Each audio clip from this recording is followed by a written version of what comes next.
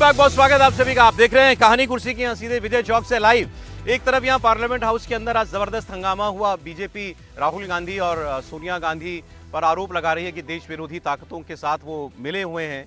दूसरी ओर राहुल गांधी क्या कर रहे थे? राहुल गांधी आज भी अपने अडानी वाले मुद्दे पर कायम थे कि मोदी अडानी एक हैं और देश की सारी इंपॉर्टेंट संस्थाएं, इंस्टीट्यूशंस, एयरपोर्ट्स, पोर्ट, सब कुछ वो जो है अडानी को दिए जा रहे हैं, देश को बेचे जा रहे हैं। इसका एक नया तरीका निकाला आज राहुल गांधी ने।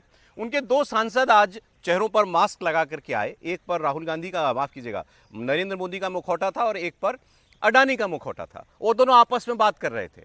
फिर राहुल गांधी कैमरा निकालते हैं, फोन कॉल पूछते हैं, अच्छा भाई आप लोग कौन हैं, आप दोनों का आपस में रिश्ता क्या है, आप इनको क्या देना चाहते हैं। अडानी जी से पूछते हैं वो मुखौटा लगाए हुए कि मोदी जी आपके क्या हैं। तो वो एक मोमेंट क्रिएट कर रहे थे नए तरीके से इसी आरोप को आगे बढ़ाने का। ये सब कुछ हो रहा था बाहर, मतलब संसद परिसर के अंदर, लेकिन हाउस के बाहर। और दूसरी ओर जब ये अडानी के मुद्दे पर इतना खुलकर राहुल गांधी बोलते हैं, आज राजस्थान से एक तस्वीर आई लगभग उसी वक्त की। वहां पर rising Rajasthan global investor summit हो रहा है और उसमें देश विदेश के उद्योगपति आज पहुंचे हुए थे। और उसमें पहली पंक्ति में कौन बैठा था? गौतम अडानी। प्रधानमंत्री का स्वागत कर रहे थे वहां पर भजनलाल शर्मा, मुख्यमंत्री, और ठीक पीछे उनकी पहली कतार में बैठे हुए थे अडानी। वो भी खड़े होकर के ताली बजा रहे थे। मतलब अडानी के साथ एक फ्रेम में दिखने से बिल्कुल डिफेंसिव नरेंद्र मोदी नहीं है। ये वो तो तस्वीरें हैं जो इस वक्त आप देख रहे हैं। अडानी बैठे हुए हैं, इसमें आपको तस्वीर में पीछे दिखाई देंगे, वो दिख रहे हैं गौतम अडानी। भजनलाल शर्मा के थोड़ा पीछे आप देखिए, वहां वो मौजूद है इन्वेस्टर समिट में मोदी जी की मौजूदगी में। और यहाँ पर अडानी मोदी भाई भाई के नारे लगाते हुए पोस्टर और आज तो मुखौटा भी लिया है, राहुल गांधी तस्वीर बना रहे थे। इस पर हम लोग बात करेंगे। आज की दूसरी डेवलपमेंट क्या है? ये खबर दरअसल 2 दिन से लगातार बढ़ती जा रही है कि इंडिया गठबंधन, जो विपक्षी गठबंधन बना हुआ है, इसमें अब राहुल गांधी की लीडरशिप मंजूर नहीं है। वैसे तो राहुल गांधी औपचारिक तौर पर इंडिया गठबंधन के किसी पद पर नहीं बैठे हैं, कोई कन्वीनर हो या अध्यक्ष हो, वो नहीं है। ये चर्चा कुछ महीने पहले जरूर थी, लोकसभा चुनाव से पहले, कि अध्यक्ष का पद जो है वो खड़गे साहब को दे दिया जाए। वो बात किसने कही थी? ममता बनर्जी ने कही थी। और आज वही ममता बनर्जी कह रही है कि भाई कांग्रेस से नहीं हो पा रहा है, हमको अध्यक्ष बना दो, इसका हम चला लेंगे इसको, इंडिया गठबंधन को। ये बात उन्होंने 2 दिन पहले कही थी। उनके सुर में सुर मिलाने वाले कौन कौन लोग थे? शरद पवार खुलकर कह रहे हैं ममता बड़ी अग्रेसिव लीडर है, वो इस रोल को आसानी से निभा लेंगी। उनके इस रोल पर आने के लिए अखिलेश यादव की पार्टी भी तैयार है।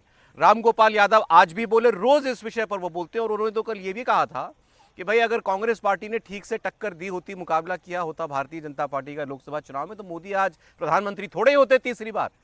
इनको रोक नहीं पाया उत्तराखंड में, छत्तीसगढ़ में, कर्नाटक में, मध्य प्रदेश के अंदर। वहां अगर कुछ सीटें कांग्रेस पार्टी जीत जाती तो आज कोई और प्रधानमंत्री होता, नरेंद्र मोदी तो नहीं होते। इसलिए ये बात तो ठीक है कि इंडिया गठबंधन की अगुवाई कोई और करे तो बेहतर ही होगा, और वो कोई और केवल इस वक्त ममता बनर्जी दिखाई दे रही है। मैं आपको कुछ बयान सुना रहा हूं। इसी मुद्दे पर किरण रिजिजू बोले हैं और रामगोपाल यादव ने आज भी इस पर एक रिएक्शन दिया है, सुनिए। कांग्रेस और उनके इंडी गठबंधन में क्या चलते हैं, हम उसमें कोई हस्तक्षेप करने का कोई इरादा नहीं रखते हैं। लेकिन हमको भी सुनाई दिया कि इंडी गठबंधन में राहुल गांधी को नेतृत्व लेकर के सबने सवाल उठाया है और कहा है कि राहुल गांधी से इंडी गठबंधन नहीं संभाला जाता है, उसके पास नेतृत्व का कोई क्वालिटी नहीं है।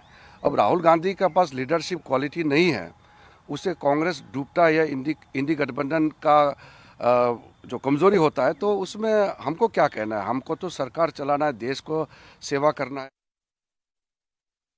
पार्टी तो ये चाहती है कि इंडिया गठबंधन कायम रहे और इंडिया गठबंधन मिलके चुनाव लड़े। राहुल जी के नेता मानते हैं गठबंधन के नेता तो अभी खड़गे साहब हैं। इंडिया गठबंधन की बात मैं करता हूं अभी जरा एक बार, लेकिन वही तस्वीर दोबारा दे दीजिए, अडानी वाली और राहुल गांधी के मुखौटे, अडानी और प्रधानमंत्री वाली। भाई प्रधानमंत्री इस पर बिल्कुल, उनको कोई हिच नहीं है कि मुझे गौतम अडानी के साथ मेरी तस्वीर खींची जाएगी। पार्लियामेंट में इतना हंगामा जो है कांग्रेस कर रही है।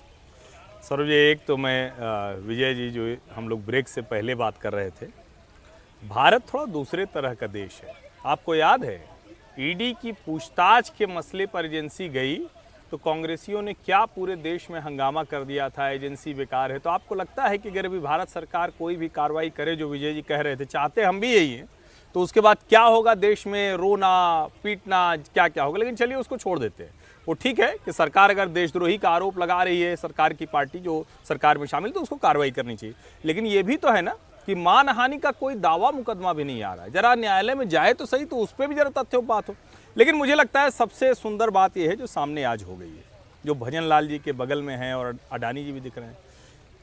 एक कहावत है, चोर की दाढ़ी में तिनका। अडानी के साथ नरेंद्र मोदी दिख रहे हैं, अंबानी के पुत्र के विवाह में प्रीति भोज में नरेंद्र मोदी गए, लेकिन गांधी परिवार क्यों नहीं गया? कहावत है, चोर की दाढ़ी में तिनका, यानी जिसको डर लगता है वो वहां जाने से बचता है। अब हमारे और सौरभ जी के संबंध हैं, और लेकिन इनके ऊपर कुछ आरोप लगा, कहा जाए कि अरे हर्षवर्धन त्रिपाठी वही करते तो हम इनसे मिलने बंद कर दें, तो क्या होगा? कुछ तो मामला गड़बड़ है। और अगर नहीं गड़बड़ होगा तो हम आपके साथ आकर बात करेंगे। अंबानी की शादी में वो पूरा परिवार नहीं गया, क्यों नहीं गया भाई? आप तो अडानी अडानी चिल्ला रहे थे, अंबानी से क्यों नहीं मिलने गया? डर लग गया कि अडानी चिपक जाएंगे, अंबानी चिपक जाएंगे आपके ऊपर? और देश के उद्योगपति के साथ खड़े होने में देश के नेताओं को कोई दिक्कत है? तब देश की जनता को संदेह होता है कि ये जो चोर की दाढ़ी में तिनका कहावत कही गई, यूं ही नहीं कही गई। और नरेंद्र मोदी का मुझे प्रधानमंत्री बनने के समय के रैलियों का और उसके बाद का भी एक भाषण याद है। उन्होंने कहा, नेता लोग होते थे, कमरे बंद कमरे में ठहाके लगाते थे, सौदे हो जाते थे, कमीशन खोरी हो जाती थी, लेकिन बाहर मिलने से डरते थे। सूटकेस इधर से उधर चला जाएगा उसमें दिक्कत नहीं, लेकिन बाहर नहीं मिल सकते हैं। क्यों नहीं मिल सकते हैं? क्योंकि उनको वही काम करना है, और मैं ये नहीं करता, इसलिए मैं खुलेआम किसी भी उद्योगपति के साथ मिल सकता हूं। अब जरा इंडिया गठबंधन वाली बात, क्या कहानी क्या है इसके पीछे की, ये दर्शक आपसे आज समझना चाह रहे हैं। और राहुल गांधी तो इंडिया गठबंधन का अध्यक्ष है नहीं, फिर क्यों ये पिक्चर बनाई जा रही है कि राहुल गांधी के खिलाफ हैं सब लोग, ममता जी को इसीलिए आगे बढ़ाना चाहते हैं? देखिए, एक तो ये कि मतलब ये जो पूरा मसला है, ये राजनीति के जो अलग अलग इलाके के क्षेत्रीय क्षत्रप हैं उनकी प्रतिष्ठा से जुड़ा हुआ मसला है। राहुल गांधी ने लगातार उनकी प्रतिष्ठा को चैलेंज किया, चाहे वो शरद पवार हो, चाहे वो ममता बनर्जी हो, और थोड़ा बहुत अखिलेश जी भी। मतलब आपको याद होगा, जब भारत जोड़ो यात्रा थी तो पत्रकारों ने पूछा कि अच्छा भैया आपको निमंत्रण गया क्या? तो कहे मेरे पास तो नहीं आया, कहे कि हमारे पास तो है, कहे व्हाट्सएप पे भेज दो मुझे। अब अगर ये स्थिति थी तो उससे आप कल्पना कीजिए कि कहां हम पहुंचेंगे। और मुझे इसमें जरा सा भी संदेह नहीं लगता कि ये जो ममता बनर्जी ने बोला है, ये सिर्फ उनकी भर की आवाज नहीं, और अब तो एक के बाद एक अभिराय रामगोपाल जिस तरह से तंज के अंदाज में बोल रहे हैं, और शरद पवार तो पहले दिन से राहुल गांधी के एक्सेप्टेंस करने को तैयार नहीं थे। आप सोचिए, 19 के चुनाव में भी, 24 के चुनाव में भी। मुझे लगता है कि कांग्रेस पार्टी को नए सिरे से सोचना पड़ेगा कि इसमें कितना आगे चल पाएंगे, कहां तक चल पाएंगे। शरद पवार ने तो खूब खुलकर तारीफ की थी राहुल गांधी की, यंग लीडर हैं, डायनेमिक हैं, पूरा भारत में वो लोगों से मिल रहे हैं जाकर के। क्यों समीर जी, अभी लोकसभा चुनाव में की थी? बिल्कुल, लोकसभा लेकिन चुनाव में अब ये जो ममता बनर्जी कह रही है, बताया जा रहा है इसके पीछे मन जो है शरद पवार का ही है। देखिए, शरद पवार इसके पीछे, और उसके पीछे उद्धव ठाकरे की भी सहमति है। उद्धव ठाकरे और शरद पवार की सहमति है कि ममता बनर्जी इंडिया गठबंधन का नेतृत्व करे। देखिए, इंडिया गठबंधन बना 3 बैठकें इनकी हुई, एक पटना में होती है, एक बंबई में होती है और एक बेंगलोर में होती है। उसके बाद क्या कभी इंडिया गठबंधन के लोग साथ में मिले हैं? क्या कभी इंडिया गठबंधन का कोई दिल्ली में ऑफिस बना है? क्या इंडिया गठबंधन ने कोई साझा घोषणा पत्र लोकसभा चुनाव के बाद विधानसभा चुनाव में किया? क्या इंडिया गठबंधन के लोग, क्या हरियाणा के चुनाव में चाहे आम आदमी पार्टी को उसमें शामिल किया? क्या बंबई के चुनाव में समाजवादी पार्टी को, जब महाराष्ट्र के चुनाव और सीटें थी, क्या झारखंड में किसी और तेजस्वी यादव को बहुत ज़्यादा स्पेस दिया गया? इंडिया गठबंधन लोकसभा चुनाव के बाद किसी भी चुनाव में, जो तीनों विधानसभा चुनाव है, चाहे वो झारखंड का हो, चाहे महाराष्ट्र का हो, चाहे वो हरियाणा का हो, कहीं भी इंडिया गठबंधन मिलकर चुनाव नहीं लड़ा और एक भी रैली साथ में नहीं की। अब ममता बनर्जी का ये कहना है कि भाई अगर कांग्रेस एक संयोजक नहीं बना सकती, कांग्रेस इसको लीड नहीं कर सकती, तो हमें इसकी जिम्मेदारी दीजिए। और देखिए, लोकसभा में अगर आप देखोगे तो भारतीय जनता पार्टी के 240 सांसद है, कांग्रेस के 99 हैं, उसके बाद अखिलेश यादव के 37 है और ममता बनर्जी के 29 है। 37 सांसद समाजवादी पार्टी ममता बनर्जी को सपोर्ट कर रही है, जिसके 29 सांसद है। इसके अलावा ममता बनर्जी को सबसे बड़ा सपोर्ट शरद पवार का मिल रहा है, हालांकि शरद पवार के 8 सांसद है, उद्धव ठाकरे के 7 सांसद सपोर्ट कर रहे हैं। ये सब मिलकर अगर आप देखोगे, और अरविंद केजरीवाल के 3 सांसद और 10 राज्यसभा के अगर आप पकड़ लेंगे तो 82 सांसद होते हैं जो ममता बनर्जी के फेवर में है। कांग्रेस के साथ सिर्फ डीएमके है जिसके 22 सांसद है, जो कहती है कि कांग्रेस को नेतृत्व करना चाहिए। तेजस्वी यादव कहते हैं कि अगर ममता भी करेगी तो हम इंडिया गठबंधन में रहेंगे, और कांग्रेस करेगी तब भी रहेंगे। तेजस्वी के 4 सांसद है, तो 99 सांसद के खिलाफ 82 सांसदों का एक समूह है जो कहता है कि ममता बनर्जी को इसका नेतृत्व करना चाहिए। अगर राहुल गांधी और मल्लिकार्जुन खड़गे ममता बनर्जी को नेतृत्व नहीं देंगे तो यह तय है आने वाले दिनों में इंडिया गठबंधन से अलग होकर एक नया गठबंधन बनेगा जिसका नेतृत्व ममता बनर्जी करेगी, जिसमें समाजवादी पार्टी होगी। कौन सा प्रधानमंत्री की कुर्सी की कोई उतरेगा तो ही दूसरा बैठेगा। ममता बनर्जी शरद पवार अगर ये चाहते हैं तो बुला लें इंडिया गठबंधन की बैठक, कौन रोक रहा है उनको बुलाने से। देखिए, एक तो ये बात ठीक है कि राहुल इंडिया गठबंधन का कोई नेता ही नहीं है अभी तो। राहुल गांधी भी नहीं है, कांग्रेस भी नहीं है, कोई भी नहीं है। एक्चुअली मेरे ख्याल से जब से 22 से जब गठबंधन बना तब से ये लड़ाई इस बात की चल रही थी। नीतीश कुमार जी नाराज होकर इसलिए चले गए थे, उन्हें संयोजक नहीं बनाया था। तो मुद्दा वो नहीं है। मुद्दा ये है कि एक तो ये जितनी पार्टी हैं, चाहे वो ममता बनर्जी हो, शरद पवार हो और तमाम पार्टियां कांग्रेस के खिलाफ खड़े होने वाली, अपनी ताकत बनाने वाली पार्टीज़ हैं।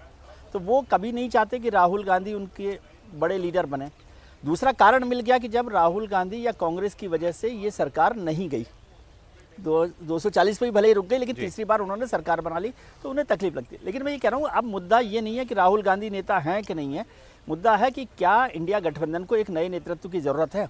बिल्कुल जरूरत है, बिल्कुल जरूरत कि है, एक ठीक बात। एक नेता हो, एक दफ्तर जब हो, आप एक कहते हैं कार्यक्रम। नया नेतृत्व, यही मेरे सवाल है, पुराना नेतृत्व कौन सा है। नहीं है ना, इसीलिए मैं कह रहा नहीं है तो भी आज एक, अच्छा इसको ऐसे कह लीजिए, एक नेतृत्व की जरूरत है। ठीक है। नया शब्द में माफी चाहता हूं। नया कहते हैं थोड़ा प्रियंका जी चेहरा आ तो जाता है। नहीं, नेतृत्व की नया जरूरत, कहने से थोड़ा सा- नेतृत्व की जरूरत है और उस पर काम किया जाए, क्योंकि उस पर और इसमें एक जो तर्क बार बार कांग्रेस की तरफ से दिया जाता है या कुछ और मित्र लोग देते हैं कि कांग्रेस सबसे बड़ी पार्टी है, यही देते जिसकी हैं, वजह से नहीं, इस पे तो मैं सहमत हूं। है ना। नहीं तो मैं उसी के लिए आपके तर्क दे आधे रहा हूं। सहमत हूं सर। अब आप मेरे वाले काउंटर में सहमत होने जा रहा था, आपने अच्छा, सहमत मैं नहीं केवल उस पर बात कह रहा हूँ कि पिछले जो गठबंधन है उसमें चंद्रबाबू नायडू रहे, करा। हाँ, जो सबसे छोटी पार्टी, मतलब बड़ी पार्टी नहीं थी, उसके नेता रहे। फिर वो जब एनडीए में आ गए तब भी वो नेता रहे।